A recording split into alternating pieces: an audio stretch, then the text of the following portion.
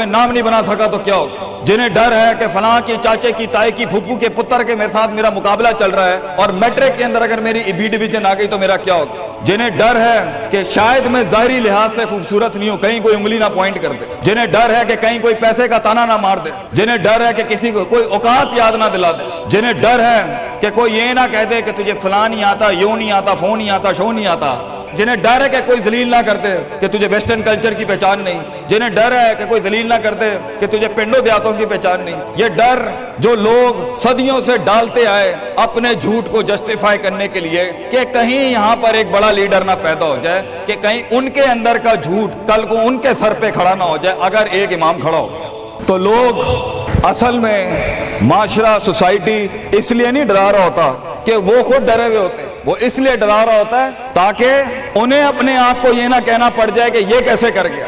तो जिंदगी बेटा